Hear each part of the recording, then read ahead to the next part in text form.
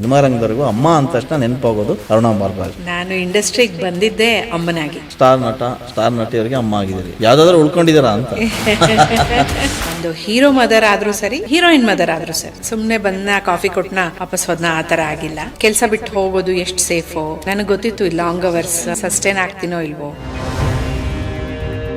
ಈ ಮನ್ವಂತರ ಧಾರಾವಾಹಿನಲ್ಲಿ ನನ್ನ ತಾಯಿ ಪಾತ್ರನ ಶ್ರೀಮತಿ ಸರೋಜ ಶ್ರೀಶೈಲನ್ ಮಾಡಿದ್ರು. ಅವ್ರು ನನ್ನ ಕೇಳಿದ್ರು, ಪಣಿರಾಮ್ ಚಂದ್ರ ಸರ್ದು ಪ್ರೇಮ ಪಿಶಾಚಿಗಳು ಧಾರಾವಾಹಿ ಕಾಸ್ಟಿಂಗ್ ಆಗ್ತಾ ಇತ್ತು. ಅಲ್ಲಿಂದ ನಂದು ಮೆಗಾ ಸೀರಿಯಲ್ ಜರ್ನಿ ಸ್ಟಾರ್ಟ್ ಆಯ್ತು.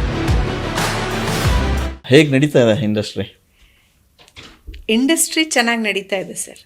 ಅಂದ್ರೆ ಈ ವರ್ಷ 2025 24 ಮತ್ತೆ 23ಗಿಂತ ತುಂಬಾ ಸುಧಾರಿಸಿದೆ ಅಂತ ಅನ್ಸುತ್ತೆ. ಯಾಕೆಂದ್ರೆ ಸ್ವಲ್ಪ ಸಿನಿಮಾ ಪೂಜೆಗಳು, ಸಿನಿಮಾ ಶೂಟಿಂಗು ಇವೆಲ್ಲ ಜಾಸ್ತಿ ಕಾಣಿಸ್ತು 2025 ಅಲ್ಲಿ. 4 ಮತ್ತೆ 3ಗೆ ಕಂಪೇರ್ ಮಾಡಿಕೊಂಡ್ರೆ ಇಂಡಸ್ಟ್ರಿ ಚೆನ್ನಾಗಿದೆ. ಬಟ್ ನಮ್ಗೆ ಎಲ್ಲೋ ಒಂದು ಇನ್ನೂ ಏನು ಒಂಥರ ಪುಷ್ ಬೇಕು ಅನ್ನೋ ನಿರೀಕ್ಷೆಯಲ್ಲಿ ಕನ್ನಡ ಇಂಡಸ್ಟ್ರಿ ಇದೆ ಅಂತ. ಖಂಡಿತ ಖಂಡಿತ. ಎಸ್, ಒಂದು ಪ್ರಶ್ನೆ. ಅರುಣಾ ಬಾಲರಾಜ್ ಅವ್ರನ್ನ ಯಾವ ಸಿನಿಮಾ ನೋಡಿದ್ರು ಅಲ್ಲಿ ಕಾಣ್ತಾರೆ, ಅದರಲ್ಲೂ ಅಮ್ಮನಾಗಿನೇ ಕಾಣಿಸ್ಕೊಳ್ತಾರೆ. ಹೆಂಗೆ ಅಂತ ಹುಡ್ಕೊಂಡ್ಬರ್ತಾರ ಅಥವಾ ಒಂದು ರೂಲ್ ಮಾಡ್ಬಿಟ್ಟಿದ್ದೀರಾ ನನಗೆ ಅಮ್ಮನ ಪಾತ್ರನೇ ಬೇಕು ಅಂತ, ಹೆಂಗೆ ಅಂತ? ನಿಜ ಹೇಳ್ಬೇಕು ಅಂದ್ರೆ ಹೌದು ಸರ್. ನಾನು ಇಂಡಸ್ಟ್ರಿಗೆ ಬಂದಿದ್ದೆ ಅಮ್ಮನಾಗಿ. ಮೆಗಾ ಸೀರಿಯಲ್ ಶುರು ಆದಾಗ್ಲಿಂದಾನು ಅಮ್ಮನ ಪಾತ್ರದಲ್ಲಿ ಮಾಡ್ಕೊಂಡು ಬಂದೆ. ಸಿನಿಮಾ ಶುರು ಆದಾಗ ಹೆಚ್ಚು ನನ್ಗೆ ಇಷ್ಟ ಆಗ್ತಾ ಇದ್ದಿದ್ದ ಪಾತ್ರ ಅಮ್ಮನ ಪಾತ್ರ ಮಾಡಬೇಕು ಅಂತ. ಬಿಗಿನಿಂಗ್ ಅಲ್ಲಿ ಮಾಡಿ ಬಿಸಿ ಬಿಸಿಲಿಲ್ಲ, ಕೆಲವೊಂದ್ರಲ್ಲಿಲ್ಲ ಅಮ್ಮ ಅಲ್ಲ ನಾನು. ಬಟ್ ನನ್ಗೆ ಸಿಕ್ಕಿದ್ದೇ ಅಮ್ಮನ ಪಾತ್ರ. ನನಗೆ ಖುಷಿ ಇದೆ ಅದ್ರ ಬಗ್ಗೆ. ಓಕೆ, ಆರಂಭದಿಂದ ಇಲ್ಲಿವರೆಗೂ ಅಮ್ಮನಾಗಿನೇ ಬಂದ್ಬಿಟ್ರಿ. ಹೌದೌದು. ಸೊ ಬಹುತೇಕ ಸ್ಟಾರ್ ನಟ, ಸ್ಟಾರ್ ನಟಿಯವರಿಗೆ ಅಮ್ಮ ಆಗಿದ್ದೀರಿ. ಯಾವ್ದಾದ್ರು ಉಳ್ಕೊಂಡಿದ್ದೀರಾ ಅಂತ? ಹೊಸಬ್ರ ಜೊತೆಗೂ ನೀವೇ ಇರ್ತೀರಿ, ಯಾರೋ ಸ್ಟಾರ್ ನಟ ಬಂದ್ರು ಅವ್ರಿಗೆ ಅಮ್ಮ ಆಗಿರ್ತೀರಿ. ಬಹುತೇಕ ಅರುಣಾ ಬಾಲರಾಜ್ ಅಂದ ತಕ್ಷಣ ಅಮ್ಮ ಅನ್ನೋದು ಫಿಕ್ಸ್ ಆಗ್ಬಿಡಿದೆ. ಅಮ್ಮನಾಗಿ ನೀವು ಕಂಡುಕೊಂಡಿದ್ದೇನು ಆಸ್ ಎ ಸಿನಿಮಾ ರಂಗದಲ್ಲಿ? ಸಿನಿಮಾ ರಂಗದಲ್ಲಿ ಅಮ್ಮನಾಗಿ ಒಂದು ಆ ಪಾತ್ರಕ್ಕೆ ಕೊಡುವಂತಹ ಒಂದು ಮೌಲ್ಯ, ನಿರ್ದೇಶಕರು ಅಥವಾ ಬರಹಗಾರರು ಅದಕ್ಕೆ ಒಂದು ಸ್ಥಾನ ಕೊಟ್ಟು ಬರ್ದಿರ್ತಾರಲ್ಲ, ಅದು ತುಂಬಾ ಚೆನ್ನಾಗಿರುತ್ತೆ. ಏನೋ ಬಂತು ಹೋಯ್ತು ಅನ್ನೋ ತರ ಇರಲ್ಲ ಸಿನಿಮಾದಲ್ಲಿ. ಒಂದು ಹೀರೋ ಮದರ್ ಆದ್ರೂ ಸರಿ, ಹೀರೋಯಿನ್ ಮದರ್ ಆದ್ರೂ ಸರಿ, ಒಂದ್ ಪ್ರಾಮುಖ್ಯತೆ ಇರುವಂತಹ ಸಿನಿಮಾಗಳಲ್ಲಿ ಪ್ರಾಮುಖ್ಯತೆ ಇರುವಂತಹ ಸೀನ್ಗಳನ್ನ ಬರ್ದಿರ್ತಾರೆ. ಹೌದು, ನಾನ್ ಮಾಡಿರೋ ಸಾಕಷ್ಟು ಸಿನಿಮಾದಲ್ಲಿ ಅದ್ ನನಗ್ ಸಿಕ್ಕಿದೆ. ಅದ್ ನನ್ ಪುಣ್ಯ ನಿಜವಾಗ್ಲೂ. ಅದೃಷ್ಟನೂ ಕೂಡ. ಅದೃಷ್ಟ ಸರ್, ಅದೃಷ್ಟ. ಸುಮ್ನೆ ಬಂದ ಕಾಫಿ ಕೊಟ್ನ ವಾಪಸ್ ಹೋದ್ನ ಆ ತರ ಆಗಿಲ್ಲ. ಅದ್ ನೋಡಕ್ ಹಾಗೆ ಕೆಲವೊಂದ್ ಸಿನಿಮಾದಲ್ಲಿ ಕಂಡ್ರು, ಬಟ್ ಒಳ್ಳೊಳ್ಳೆ ಸೀನ್ಗಳು ಆಮೇಲೆ ಮುಂದಕ್ಕೆ ಬಂದಿದೆ. ಬಹುತೇಕ ನೀವು ಮಾಡಿದ ಅಷ್ಟು ಪಾತ್ರಗಳು ವ್ಯಾಲ್ಯೂಬಲ್ ಇರ್ತಕ್ಕಂಥವು ಇದೆ ಸರ್, ಅಲ್ವಾ? ಆಲ್ಮೋಸ್ಟ್ ಎಲ್ಲೋ ಒಂದ್ ಕಡೆ ಬಜಾರಿ ಅಮ್ಮ ಅಥವಾ ಇನ್ನೆಲ್ಲೋ ಕಡೆಗೆ ತುಂಬಾ ಭಾವುಕತೆನ ಹೆಚ್ಚಿಸುವ ಅಮ್ಮ, ಒಂದೊಂದ್ ಕಡೆಗೆ ಅಳವರಿಕೆಯ ಅಮ್ಮ, ಎಲ್ಲದನ್ನು ಕೂಡ ಮಾಡಿದ್ರಿ. ಅಂದ್ರೆ ಮನ್ಸಿಗೆ ನಾಟುವಂತ ಪಾತ್ರಗಳೇ ನಿಮಗೆ ಸಿಗ್ತವೆ. ಅಂದ್ರೆ ಆಯ್ಕೆ ಹೇಗೆ ಅಂತ, ಅಂದ್ರೆ ನಿಮ್ಮನ್ನೇ ಅವು ಹುಡ್ಕೊಂಡ್ ಬರ್ತವೋ ಅಥವಾ ಬಂದಿದ್ದು ಯಾವ್ದಾದ್ರು ರಿಜೆಕ್ಟ್ ಮಾಡಿದ್ ಉಂಟಾ ಅಂತ? ಇಲ್ಲ ಸರ್, ನಾನು ಸಾಮಾನ್ಯವಾಗಿ ಬಂದಿರೋದು ಯಾವ್ದನ್ನು ರಿಜೆಕ್ಟ್ ಮಾಡಿಲ್ಲ ಈವರೆಗೂ. ಆಗಲ್ಲ ಅಂತ ಯಾಕಂದಿರ್ತೀನಿ ಅಂದ್ರೆ ಬೇರೆ ಸಿನಿಮಾಗೆ ಅದೇ ಡೇಟ್ನೇ ಕೊಟ್ಬಿಟ್ಟಿರ್ತೀನಿ. ಡೇಟ್ ಸಮಸ್ಯೆ ಕ್ಲಾಶ್ ಆದಾಗ ಮಾತ್ರ ಇಲ್ಲ ಅಂದಿದ್ದೀನಿ. ಇಲ್ಲದೆ ಹೋದ್ರೆ ನನ್ನ ಕಡೆಯಿಂದ ಇಲ್ಲ ಆಗಲ್ಲ ಅಂತ ನಾನು ಹೇಳಿದಂಥ ಸಿನಿಮಾಗಳು ತುಂಬಾ ಕಡಿಮೆ. ಓಕೆ ಮೇಡಮ್, ಒಂದು ಸಣ್ಣ ಕುತೂಹಲ ಇರುತ್ತೆ ಎಲ್ರಿಗೂ. ಆರ್ಟಿಸ್ಟ್ ಅಂದ ತಕ್ಷಣ ಸಿನಿಮಾಗೆ ಬರ್ತಾರೆ, ಸಿನಿಮಾದ ಮೇಲೆ ರಾರಾಯಿಸ್ತಾರೆ, ಅವ್ರಿಗೆ ಶಿಳ್ಳೆ ಚಪ್ಪಾಳೆ ಸಿಗುತ್ತೆ. ಓಕೆ, ಆದರೆ ಅವರ ಹಿಂದಿನ ಬದುಕು ಬೇರೆ, ಭಾಳ ಕ್ಯೂರಿಯಾಸಿಟಿ ಇರುತ್ತೆ. ಅರುಣಾ ಬಾಲರಾಜ್ ಅವರು ಹುಟ್ಟಿದ್ದಲ್ಲಿ, ಯಾವ ಊರಿನವರು, ಎಲ್ಲಿ, ಅವ್ರ ಫ್ಯಾಮಿಲಿ ಇತ್ಯಾದಿ ಬಗ್ಗೆ ಹೇಳಿ. ಸರ್, ನಾನು ಹುಟ್ಟಿದ್ದು ಅಂದರೆ ಬರ್ತ್ ಪ್ಲೇಸ್ ಅಂತ ಹೇಳ್ತಾರಲ್ಲ, ಅದು ಹಾಸನ ಜಿಲ್ಲೆ ಚನ್ನರಾಯಪಟ್ಟಣ. ಈ ಹಿಂದೆ ನಾನು ಸಾಕಷ್ಟು ಇಂಟರ್ವ್ಯೂಗಳಲ್ಲೂ ಹೇಳಿದ್ದೀನಿ. ನಾನು ಚನ್ನರಾಯಪಟ್ಟಣದಲ್ಲಿ ಹುಟ್ಟಿದ್ದು. ಅದು ನಮ್ಮ ತಾಯಿ ಊರು. ಅಲ್ಲಿ ನಮ್ಮ ಸೋದರ ಮಾವ ಮತ್ತೆ ಫ್ಯಾಮಿಲಿ ಈಗಲೂ ಇದ್ದಾರೆ. ನಮ್ ಚನ್ನರಾಯಪಟ್ಟಣದ ಒಡನಾಟ ಇದೆ. ನಾನು 7th ವರೆಗೂ ಅಲ್ಲೇನೆ ಓದಿದ್ದು. ಅದಾದ್ಮೇಲೆ ಬೆಂಗಳೂರು, ನಮ್ಮ ತಂದೆ ಊರು ಬೆಂಗಳೂರು. ನಾವು ಬೆಂಗಳೂರಿಗೆ ಬರ್ತೀವಿ. ಇಲ್ಲಿ ನಾನು ಹೈಸ್ಕೂಲು, ಕಾಲೇಜು ಮಹಾರಾಣಿ ಲಕ್ಷ್ಮೀ ಅಮ್ಮಣಿ, ಮಲ್ಲೇಶ್ವರಂ ಏಟಿ ಕ್ರಾಸ್. ನಮ್ಮನೆ ವಯಾಲಿ ಕಾವಲ್ನಲ್ಲಿತ್ತು, ನಮ್ಮ ಅಜ್ಜಿ ತಾತನ ಮನೆ. ಅಲ್ಲಿದ್ದು ಓದ್ಕೊಂಡು ಎಜುಕೇಶನ್ ಫೈನಲ್ ಇಯರ್ ಡಿಗ್ರಿನಲ್ಲಿದ್ದಾಗ ಎಕ್ಸಾಮ್ ಆದ ಕೂಡಲೇ ಮದುವೆ ಆಗತ್ತೆ. ಮದುವೆ ಆದ್ಮೇಲೆ ನಮ್ಮ ಯಜಮಾನ್ರು ಬೆಮೆಲಲ್ಲಿ ವರ್ಕ್ ಮಾಡ್ತಾ ಇರ್ತಾರೆ, ಬಾಲರಾಜ್. ಸೊ ನಾನು KGF ಗೆ ಶಿಫ್ಟ್ ಆಗ್ಬೇಕಾಗತ್ತೆ. KGF ಶಿಫ್ಟ್ ಆಗಿ ಅಲ್ಲಿ ನೆಕ್ಸ್ಟ್ ಇಯರ್ ನನ್ನ ಮಗಳು ಹುಟ್ಟುತ್ತಾಳೆ. ಬಾಣಂತನಕ್ಕೆ ಅಂತ ನಾನು ಬೆಂಗಳೂರಿಗೆ ಬಂದಿರ್ತೀನಿ. ಆಮೇಲೆ ಮತ್ತೆ ನಾವು ಇಲ್ಲೇ ಶಿಫ್ಟ್ ಆಗ್ಬಿಡೋದು ಅನ್ನೋ ಥರ ಒಂದು ನಿರ್ಧಾರ ಎಲ್ಲರೂ ಸೇರಿ ಫ್ಯಾಮಿಲಿನಲ್ಲಿ ತಗೋತಾರೆ. ಹಾಗಾಗಿ ನಾವು ಮತ್ತೆ ವಾಪಸ್ ಬೆಂಗಳೂರು ಜರ್ನಿ ಸ್ಟಾರ್ಟ್ ಆಗುತ್ತೆ, ಶುರು ಆಗುತ್ತೆ. KGF ದಿನಗಳು ಮತ್ತೆ ಆ ನೆನಪುಗಳ ತುಂಬಾ ಕಡಿಮೆ. ಗೋಲ್ಡನ್ ಡೇಸ್ ಗೋಲ್ಡನ್ ಮೆಮೊರೀಸ್ ಅದು. ಆದ್ರೆ ಅದು ತುಂಬಾ ಕಡಿಮೆ. ನಾನು ಅಲ್ಲಿ ಮದುವೆ ಹೋದ್ಮೇಲೆ ಬಾಣಂತನಕ್ಕೆ ಬರೋವರೆಗೂ ಎಷ್ಟು ತಿಂಗಳುಗಳಲ್ಲಿ ಇದ್ನೋ ಅಷ್ಟು ಮಾತ್ರನೇ ನನ್ನ ಪಾಲಿಗದು. ಆಮೇಲಿಂದ ನಮಗೆ ಬೆಂಗಳೂರು ಲೈಫ್ ಸ್ಟಾರ್ಟ್ ಆಗೋಯ್ತು. ಆವಾಗ ಅಂದರೆ ನಾನು ಮಾತಾಡ್ತಾ ಇರೋದು 1995 ಅಂತ ಅಂದ್ಕೊಳ್ಳಿ. ಆ ಟೈಮ್ಗೂ ಇವಾಗೂ ನಾವು ಕಂಪೇರ್ ಮಾಡೋಕ್ಕಾಗಲ್ಲ. ಆದರೆ ಹಾಗೆ ಸಾಕ್ತು ಜೀವನ, ಸಾಕ್ತಾ ಇದೆ. ಓಕೆ, ಸಿನಿಮಾ ಅಂತ ಬಂದಾಗ ನಿಮಗೆ ಆಸಕ್ತಿ ಬಂತ ಅಥವಾ ಯಾರಾದರೂ ಪ್ರೇರಣೆ ಆದ್ರೆ ಅಥವಾ ಬಂದಿದ್ದು ಹೇಗೆ ಅಂತ?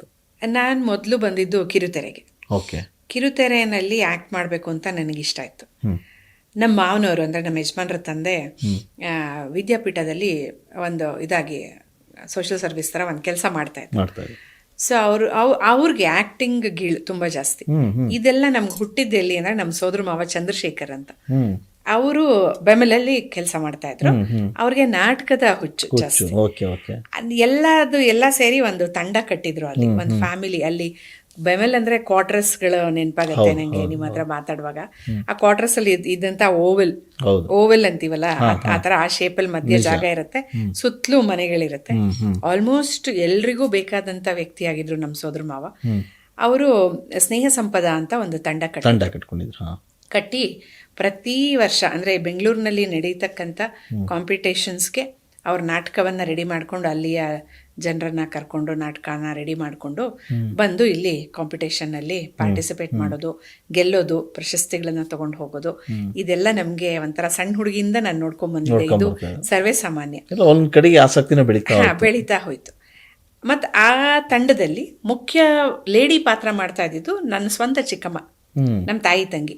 ಅವರು ಕೂಡ, ನಮ್ಮ ಚಿಕ್ಕಪ್ಪ ಕೂಡ ಬೆಮೆಲ್ ಎಂಪ್ಲಾಯಿ ಆಗಿದ್ರಿಂದ ಇವ್ರದ್ದೆಲ್ಲ ಆಲ್ರೆಡಿ ಫ್ಯಾಮಿಲಿ ಪ್ಲಸ್ ಈ ನಾಟಕದ ಫ್ಯಾಮಿಲಿನೂ ಸೇರಿಕೊಂಡು ಎಲ್ಲ ಒಂದು ಹೇಗಿದ್ರು ಅಂದರೆ ಒಂಥರ ಈ ಒಗ್ಗಟ್ಟಿನ ಇದ್ರ ಥರ, ಒಂದೇ ಕೂಡು ಕುಟುಂಬದ ಥರ ಅನಿಸೋದು ಅದು ನೋಡೋದಕ್ಕೆ. ಹಾಗಿದ್ದಂಥ ಸಮಯದಲ್ಲಿ ನಮ್ಮ ಸೋದರ ಮಾವ ನಾಟಕದ ಒಂದು ತರಾತುರಿಗೋಸ್ಕರ ಒಂದು ವೆಹಿಕಲ್ನ ಫ್ಯಾಕ್ಟ್ರಿ ಒಳಗಡೆ ಡ್ರೈವ್ ಮಾಡುವಾಗ ಅದು ತಪ್ಪಾಗಿ ಬ್ರೇಕ್ ಒತ್ತೋ ಬದಲು ಆಕ್ಸಿಲೇಟರ್ ಒತ್ತಿ ಅದು ಗಾಡಿಯಿಂದ ಮುಗ್ಗರಿಸಿ ಬಿದ್ದು, ಗಾಡಿ ಮೇಲಿದ್ದ ಬ್ಯಾಟ್ರಿ ಅವ್ರ ಮೇಲೆ ಬಿದ್ದು ಅವರು ಸ್ಥಳದಲ್ಲೇ ಮರಣವನ್ನು ಹೊಂದಬೇಕಾಗತ್ತೆ. ಆ ಸಮಯದಲ್ಲಿ ನಾವೆಲ್ಲ ಸ್ವಲ್ಪ ಚಿಕ್ಕವ್ರೆ, PUC ಅನಿಸತ್ತೆ ಆ ಟೈಮಲ್ಲಿ. ಒಂಥರ ಮತ್ತೆ ಈ ಕುಟುಂಬನೇ ಜೊತೆಗೆ ಎಲ್ಲರೂ ಜೊತೆಲಿ ಬಂದು ಸಮಾಧಾನ ಹೇಳಿ, ತುಂಬ ಅನ್ಎಕ್ಸ್ಪೆಕ್ಟೆಡ್ ಇದು ನಮ್ಮ ಮಾವ ಹೋಗಿದ್ದಂಥ ಸಮಯದಲ್ಲಿ. ಸೊ ಎಲ್ಲರೂ ಇದನ್ನ ಶಾಕಿಂದ ಹೊರಗೆ ಬರೋಕ್ಕೆ ತುಂಬ ಟೈಮ್ ಆಯಿತು. ಆ ಟೈಮಲ್ಲಿ ಎಲ್ಲ ಒಟ್ಟಿಗೆ ಜೊತೆಲಿದ್ದು ಆ ಓವೆಲ್ ಆ ಮನೆಗಳಲ್ಲಿ ಎಲ್ಲರೂ ಮನೆಯಿಂದ ಅಡುಗೆ ಮಾಡ್ಕೊಂಡು ಬರೋದು, ಬೇರೆ ಬೇರೆ ಥರ ಮಾತಾಡೋದು, ಈ ಥರದ್ದು ಮಾತುಗಳು, ಈ ಸಮಾಧಾನದ ಮಾತುಗಳು ಇದೆಲ್ಲ ಆಗಿ ಆಮೇಲೆ ಆ ಜಾಗವನ್ನು ನಮ್ಮ ಅತ್ತೆ ಸ್ವಲ್ಪ ವರ್ಷಗಳ ನಂತರ ಬೆಂಗಳೂರಿಗೆ ಅವರು ಬರಬೇಕಾಗತ್ತೆ. ಇದನ್ನ ಯಾಕೆ ಹೇಳಿದೆ ಅಂದರೆ ಈ ಆ್ಯಕ್ಟಿಂಗಿನ ಗೀಳು ರಕ್ತದಿಂದನೇ ಬಂದಿತ್ತು ಅನ್ನೋ ಥರ. ಸೊ ಹೀಗೆ ಈ ತಂಡದಲ್ಲಿ ನಮ್ಮ ಮಾವನವರು ಇದ್ರು, ನಮ್ಮ ಯಜಮಾನರು ಇದ್ರು. ಅಂದ್ರೆ ಫುಲ್ ಫ್ಯಾಮಿಲಿ. ನಿಮ್ದಲ್ಲಿ ಮನೇಲಿ ಒಬ್ರು ಆಕ್ಟ್ ಮಾಡ್ತಾರೆ ಅಂತ ಏನಿಲ್ಲ, ಎಲ್ಲರೂ ಇದು ಮಾಡ್ತಾರೆ. ಮಕ್ಕಳ ಆರ್ಟಿಸ್ಟ್ ಬೇಕಾದ್ರೆ ಮಕ್ಳುಗಳು ಬರ್ತಾರೆ, ವಿಮೆನ್ ಬರ್ತಾರೆ, ಎಲ್ಲ ಬರ್ತಾರೆ. ಆ ಥರದ್ದು ಇತ್ತು. ಆ ಥರ ಸಂದರ್ಭ ಇದ್ದಾಗ ನಾವು ಇದು ಮುಗೀತು. ಸ್ನೇಹ ಸಂಪದದಾದ್ಮೇಲೆ ನಾವು ಬೆಂಗಳೂರಿಗೆ ಶಿಫ್ಟ್ ಆದ್ಮೇಲೆ ನಮ್ಮ ಮಾವನವರು ಇಲ್ಲಿ ಅವ್ರು ತುಂಬ ಆಕ್ಟಿವ್. ಅವರು ಇವಾಗಲೂ ಅಷ್ಟೇ ತುಂಬ ಆಕ್ಟಿವ್. ಅವರು ಸ್ವತಃ ಹೋಗಿ ಫೋಟೋ ಎಲ್ಲ ತೆಗೆಸ್ಕೊಂಡು, ಫೋಟೋ ಹಿಂದೆ ಅಡ್ರೆಸ್ಸು ಎಲ್ಲ ಬರ್ಕೊಂಡು ತೊಗೊಂಡು ಹೋಗಿ GV ಅಯ್ಯರ್ ಸ್ಟುಡಿಯೋನಲ್ಲಿ ಸುನಿಲ್ ಪುರಾಣಿಕ್ ಅವ್ರನ್ನ, ಈ ಥರ ಅವಾಗ ಯಾರು ಪ್ರಚಲಿತವಾಗಿ ಇದ್ರು ಅವ್ರನ್ನೆಲ್ಲ ಹೋಗಿ ಮೀಟ್ ಆಗಿ ಅವರು ಪಾತ್ರನ ಮಾಡ್ತಾ ಇದ್ರು.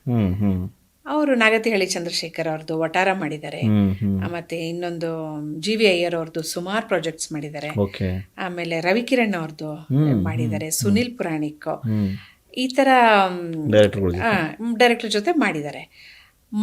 ಬಟ್ ಅವ್ರು ಕೇಳ್ತಾ ಇದ್ದಿದ್ದು ಒಂದೇ, ನಂಗೆ ಒಂದಿನದ ಪಾತ್ರ ಕೊಡಿ, ಒಂದು ಸೀನ್ ಕೊಡಿ, ಈ ಥರ ಅಷ್ಟೇ. ನನಗೆ ಇದೆ ವಿದ್ಯಾಪೀಠದ ಕೆಲಸ ಬಿಟ್ಟು ಅಲ್ಲಿ ಮಾಡೋಕ್ಕಾಗಲ್ಲ. ನಾನು ಬರ್ತೀನಿ, ಒಂದಿನದ್ದೆಲ್ಲ ಅಡ್ಜಸ್ಟ್ ಮಾಡ್ತೀನಿ, ಈ ಥರ ಹೇಳಿ ಮಾಡಿ ಅವ್ರನ್ನೆಲ್ಲ ತುಂಬ ಫ್ರೆಂಡ್ಲಿಯಾಗಿ ಮಾತಾಡಿಸ್ಕೊಂಡು ಹಾಗೆ ಅವ್ರು ನಮ್ಮ ಮಾವ ಟಚ್ಚಲ್ಲಿದ್ದರು ಇಂಡಸ್ಟ್ರಿಗೆ, ಕಿರುತೆರೆ ಇವರು ಇಂಡಸ್ಟ್ರಿ ಟಚ್ಚಲ್ಲಿದ್ದಾಗ ನಾವು ಅವ್ರ ಶೂಟಿಂಗಿಂದ ಬಂದಮೇಲೆ ನಮ್ಮ ಯಜಮಾನ್ರು ಇದು ರಂಗಭೂಮಿ ಆರ್ಟಿಸ್ಟ್ ಆಗಿದ್ದರಿಂದ ಅಂದರೆ ಯಾರು ಮೀಟ್ ಆದರು, ಏನು ಸೀನ್ ಇತ್ತು, ನೀನೇನು ಮಾತಾಡಿದೆ, ನೀನು ಹೇಗೆ ಮಾಡಿದೆ, ಇದೆಲ್ಲ ಒಂದು ಕ್ಯೂರಿಯಾಸಿಟಿಲಿ ಕೇಳ್ತಾ ಇದ್ವಿ ನಾವು. ಕೇಳ್ತಿದ್ವಿ. ನಾನು ಅವಾಗ ಒಂದು ಸಾಫ್ಟ್ವೇರ್ ಕಂಪನಿನಲ್ಲಿ ಕೆಲಸ ಮಾಡ್ತಾ ಇದ್ದೆ, ಬೆಂಗಳೂರು ಸಾಫ್ಟ್ ಸೆಲ್ ಅಂತ, ಕತ್ರಿಗುಪ್ಪೆಲಿತ್ತು. ಆಮೇಲೆ ಅದು ಬನ್ನರ್ಘಟ್ಟ ರಸ್ತೆಗೆ ಬಂತು. ಅಲ್ಲಿ ನಾನು ರಿಸೆಪ್ಷನಿಸ್ಟ್ ಆಗಿ ಕೆಲಸ ಮಾಡ್ತಾ ಇದ್ದೆ. ಆ ಕಂಪ್ನಿನೂ ಅಷ್ಟೇ ಒಂದು ಚಿಕ್ಕ ಮನೆಯಲ್ಲಿ, ನನಗೆ ಜ್ಞಾಪಕ ಇರೋಂಗೆ 3 ಬೆಡ್ರೂಮ್ ಮನೆ ಅನ್ಸುತ್ತೆ ಅದು, ಕತ್ರಿಗುಪ್ಪೆನಲ್ಲಿ ಶುರುವಾಗಿದ್ದು.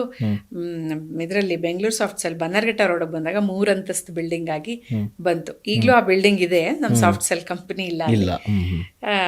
ಮೆಟ್ರೋ ಇದು ಬಂದ್ಬಿಡ್ತು ಅಲ್ಲಿ ಇವಾಗ, ಸ್ಟೇಷನ್. ಆ ಬಿಲ್ಡಿಂಗು ನಮ್ಮ ರಘೋತ್ತಮ್ ಸರ್ದು. ಅಲ್ಲಿಗೆ ಬಂದ್ವಿ ನಾವು. ಅಲ್ಲಿ ನಾನು ಕೆಲಸ ಮಾಡ್ತಾ ಇದ್ದೆ. ಬಟ್ ನಾನು ಹೆಚ್ಚು ಗಮನ ಈ ಕಡೆನೇ ಇರ್ತಾ ಇತ್ತು, ಆಸಕ್ತಿ ಈ ಕಡೆನೇ ಇರ್ತಾ ಇತ್ತು.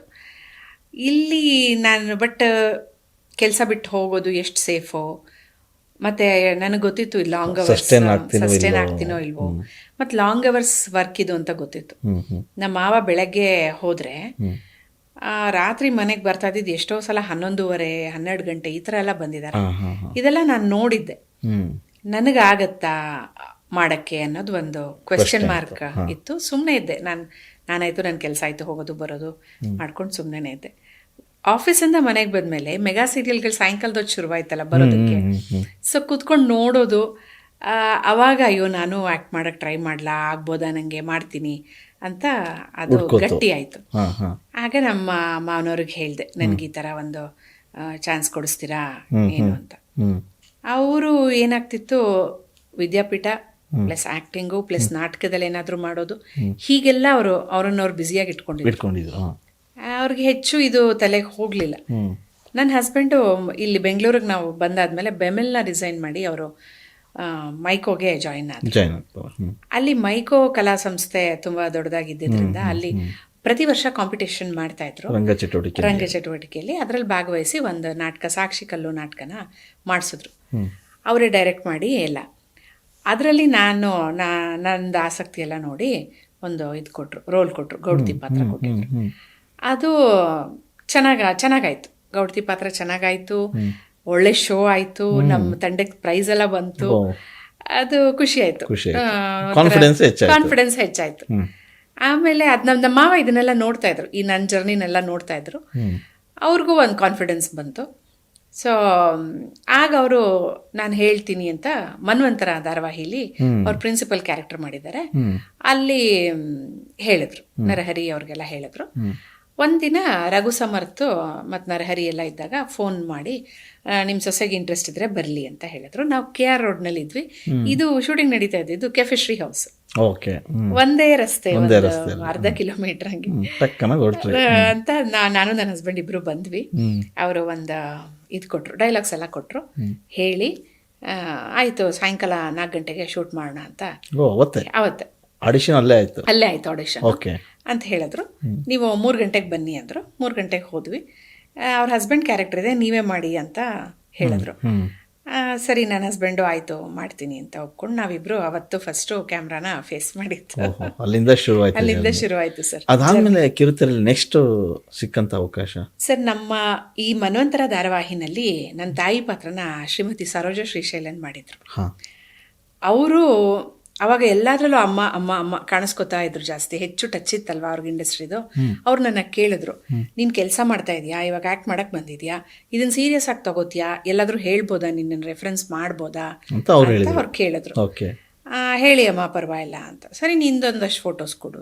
ನನ್ನ ಹತ್ರ ಇಲ್ಲ ಫೋಟೋಸ್, ಏನೂ ಇಲ್ಲ, ಗೊತ್ತಿಲ್ಲ, ಮೇಕಪ್ ಇಲ್ಲ, ಏನು ಆ ಥರದ್ದು. ಅವಾಗ ಅವ್ರು ಹೇಳಿದ್ರು, ನೋಡು ಒಂದು ಒಳ್ಳೆ ಫೋಟೋಗ್ರಾಫರ್ ಹತ್ರ ಫೋಟೋಸ್ ತೆಗೆಸ್ಕೊ, ಫೋಟೋಶೂಟ್ ಆಗಬೇಕು ಅಂತೆಲ್ಲ ಹೇಳಿದ್ರು. ಆಮೇಲೆ ನಾಗೇಶ್ ಅವರು ಫೋಟೋಶೂಟ್ ಮಾಡಿಕೊಟ್ರು. ಅದು ಆ ಫೋಟೋಸ್ನ ಸುಮಾರು ಕಡೆ ಕೊಟ್ಟಿದ್ದೀನಿ ನಾನು. ಆವಾಗ ಅಮ್ಮ ನನಗೆ ಪಣಿರಾಮಚಂದ್ರ ಸರ್ದು ಪ್ರೇಮ ಪಿಶಾಚಿಗಳು ಧಾರಾವಾಹಿ ಕಾಸ್ಟಿಂಗ್ ಆಗ್ತಾ ಇತ್ತು. ಸುರೇಶ್ ಬಾಬುಗೆ ಹೇಳಿದ್ರು. ಹ್ಮ್ ಹ್ಮ್ ಸುರೇಶ್ ಬಾಬು ಕರೆದು ಮಾತಾಡಿಸಿ ಆಫೀಸ್ಗೆ ಹೋಗಿ ಮಾತಾಡಿ ಅಲ್ಲಿಂದ ನಂದು ಮೆಗಾ ಸೀರಿಯಲ್ ಜರ್ನಿ ಸ್ಟಾರ್ಟ್ ಆಯಿತು. ಯಾರಾಗ್ತಾರೆ ಎಂಎಲ್ಎ ಅಭ್ಯರ್ಥಿ 2028 ಶೀಘ್ರದಲ್ಲೇ. ಪ್ರತಿದಿನ ಒಂದೊಂದು ಕ್ಷೇತ್ರದ ಟಿಕೆಟ್ ಆಕಾಂಕ್ಷಿಗಳ ಸಂಪೂರ್ಣ ಮಾಹಿತಿ ಪೊಲಿಟಿಕಲ್ ಜರ್ನಲಿಸ್ಟ್ KM ಶಿವಕುಮಾರ್ ಅವರಿಂದ. ಕರ್ನಾಟಕದ ನಂಬರ್ 1 ಡಿಜಿಟಲ್ ಮೀಡಿಯಾ ನಿಮ್ಮ ನೆಚ್ಚಿನ ಕರ್ನಾಟಕ ಟಿವಿಯಲ್ಲಿ ಮಾತ್ರ.